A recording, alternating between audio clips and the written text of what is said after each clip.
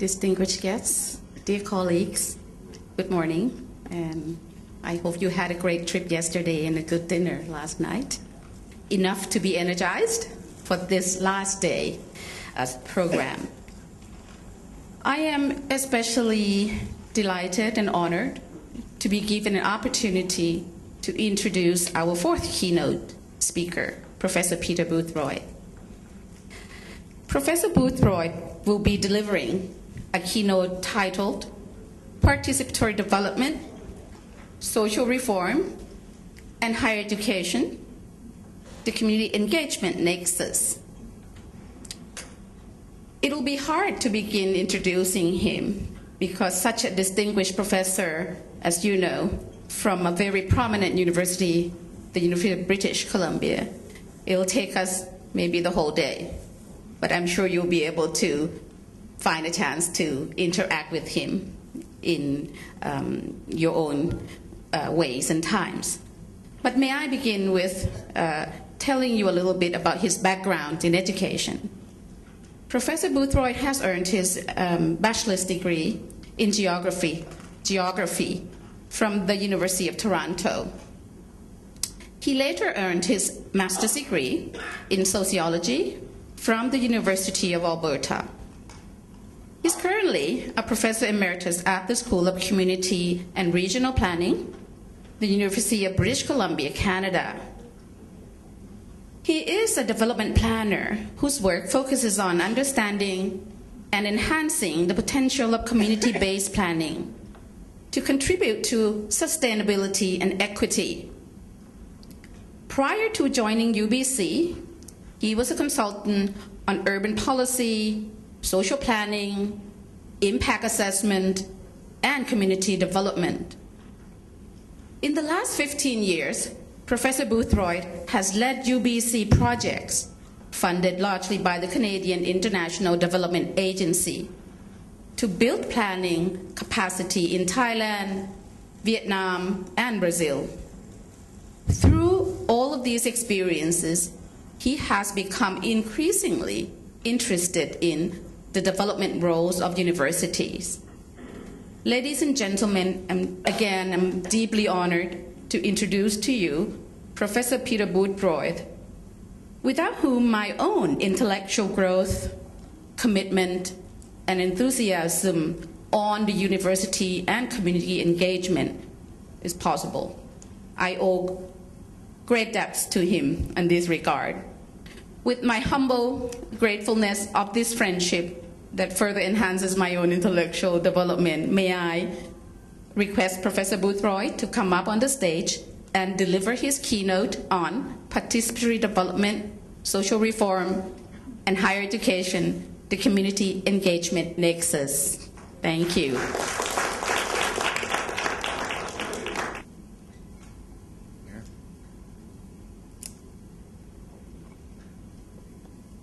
This has been a fantastic conference. I certainly have enjoyed every minute of it. My regret is only that there weren't more of me, because then I could have gone to all the parallel sessions and all the field trips. But what I did hear and observe and participate in was truly inspiring and informing and learningful. So this presentation includes some of my reflections from the last few days, but it builds on what I prepared before I came.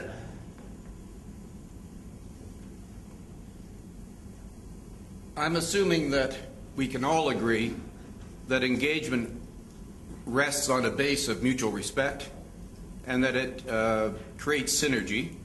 So I don't want to get into that in any depth. I think we all start from that point of view. What I want to get into is two issues. One is the evolution of community, and the second is the evolution of universities. And for those of you who have to leave early, here is the punchline from each of the two parts. The first conclusion is that universities are becoming increasingly complex, and I'll get into that in some detail, and they're increasingly partnering with governments and each other. So the implication of that is that university community engagement has to go beyond just community development that many of us are grounded in, and into what I'm, for lack of a better term, going to say fostering collaborative governance, and I'll explain what I mean in a bit more detail. And then the part two of the presentation gets into what's happening in universities, and my conclusion there is that universities are increasingly accepting community engagement as a legitimate part of their missions, but conversely, there are headwinds that are preventing us from moving forward in getting that acceptance institutionalized. So there is a paradox. Conferences like this are occurring very slowly, but increasingly, what used to be maybe once every 5 years, starting from 5 years ago, and then maybe 3 years ago there was one, and then there's this one, and hopefully the UCEC series will continue. But it's getting harder and harder because of pressures that I'll describe in universities for this kind of perspective on academic work to be fully not only accepted, but supported in universities. So what we have to do is to continue this work in creating what I'm calling here meta-knowledge creation. We have to create knowledge about how knowledge is created. And we know that knowledge is not only created in the laboratory or in the library, it's also created by engagement with the communities. So what is a community? Well, here's a short history of the world. 100,000 years ago, that's what everything was. We were all part of communities. And communities, meaning small groups of people at that time, where the organizing principle was of cooperation. And by cooperation, I mean that people in the community had leaders, not rulers, and they had norms of behavior. Not all those norms were good from our point of view. We heard a couple of days ago of some norms that might not be good with regard to, for example, domestic violence.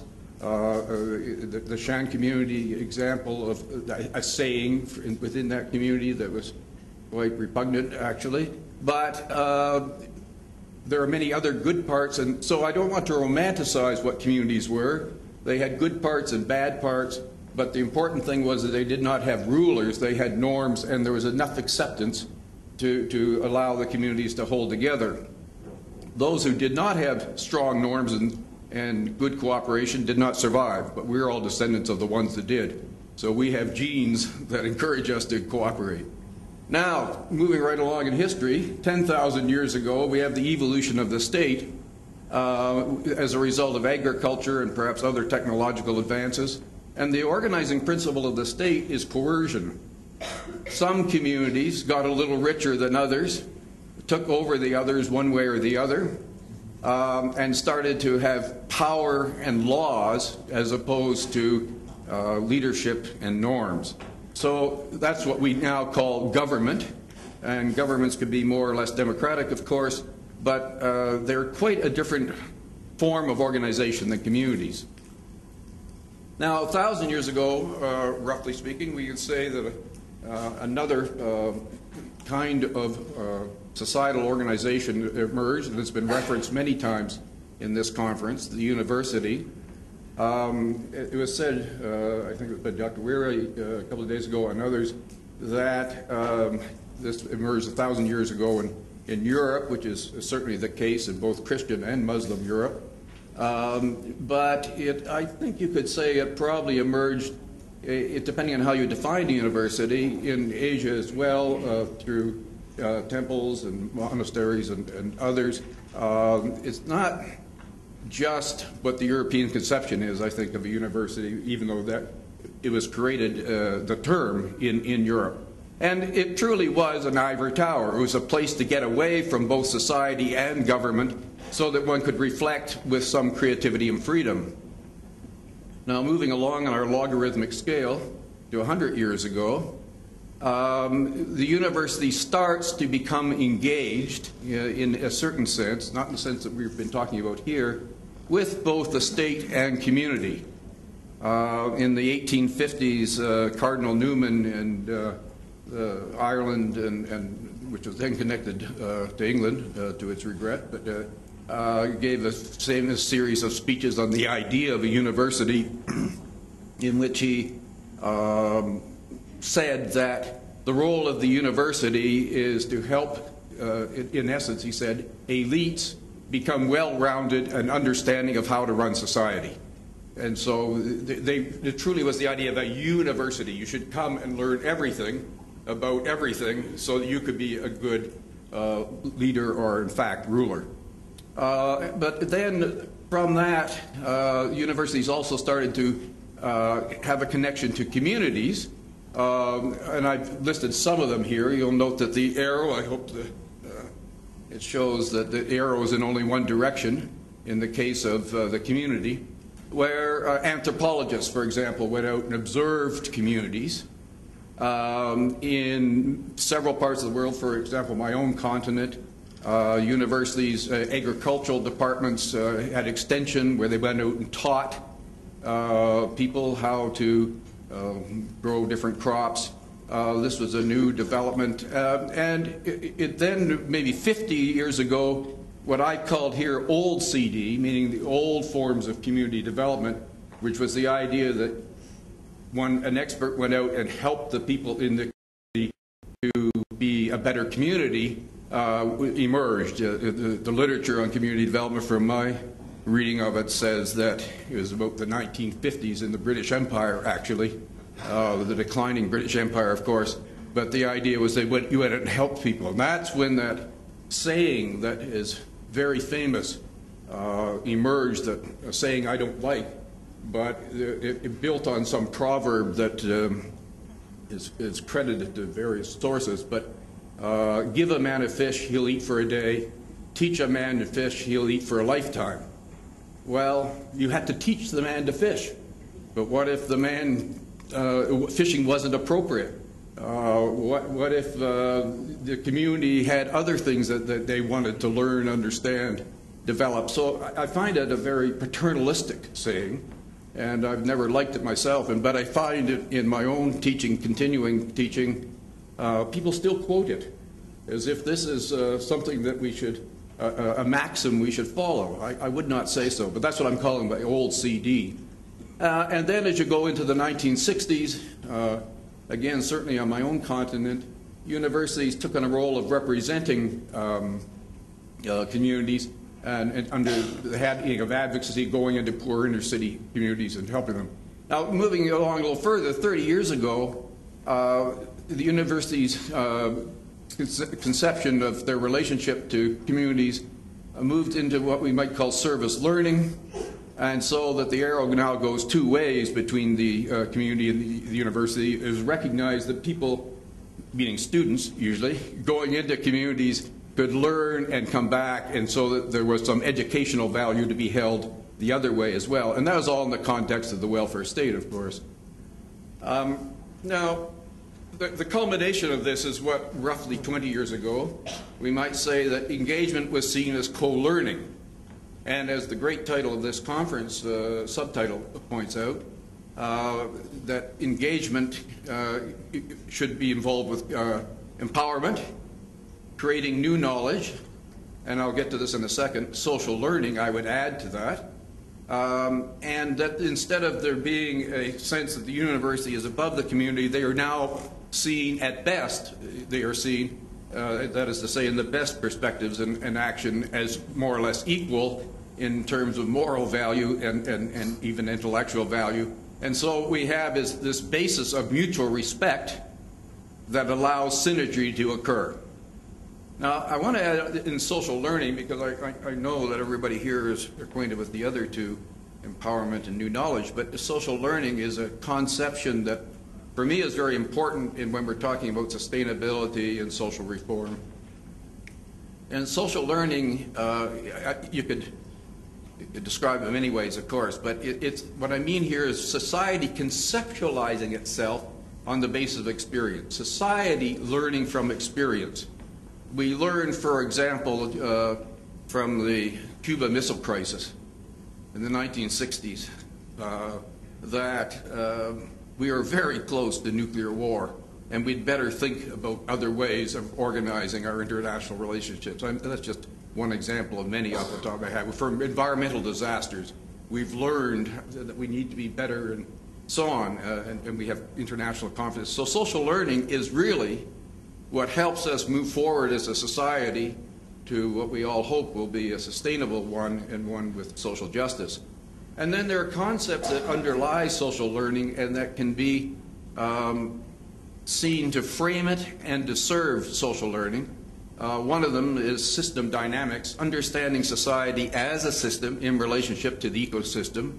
But some of you might remember the limits to growth in the early 1970s introduced to many of us the idea of systems thinking based on general system theory, and the idea of feedback. Positive feedback leads to growth, which can be good in some circumstances unless it gets out of control, in which case you can have catastrophe, so you need to have negative feedback to have equilibrium and so on.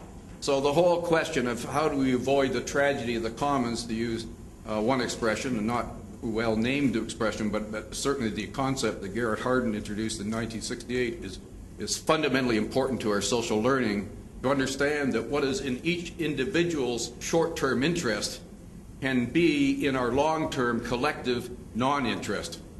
Each of us doing what's best for us individually can in fact lead to collapse once you've reached the limits of carrying capacity, for example. So the idea of social capital, which is a term that really only got into the literature and into teaching and so on maybe 20 years ago. Putnam's book, in fact, even though it is what introduced it, and the World Bank caught on to it. And so the idea of social learning itself. These are concepts that can help us collectively move forward, and universities are an important place, an institution, in helping us to understand these concepts.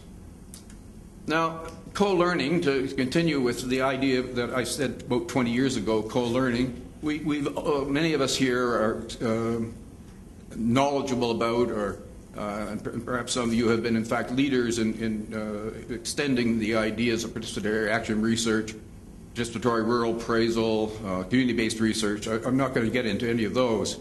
But the idea of co-learning, it says that the community contributes knowledge and innovation. Again, we could spend all day on what the communities know and what they can contribute. But communities have limitations. They can be parochial, obviously. They are local communities in many cases, although the concept of community is extending beyond the geographically local. They can be prejudicial. My own family ancestral home was a fishing community in Atlantic Canada, and one end of the harbor wouldn't talk to the other end. And so they couldn't even get together to create a senior citizens home because there was, and this is not unusual. They can be rigid. So again, it's not to romanticize that communities are all wonderful places. They're like the rest of us. They're human beings, and they've got their good points and their bad points.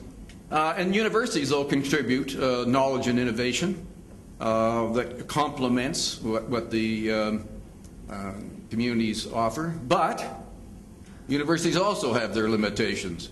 And I suspect many of you here are from universities, and you know this list very well, so I don't need to go into details too well, perhaps, in some cases.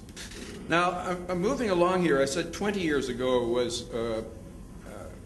co-learning. I'm suggesting now, and this gets to the punchline for part one, that engagement is now increasingly with governance. And so the idea of a community is not just the community of leadership and norms and cooperation, but within that community there is governance, government, and the state is becoming increasingly participatory.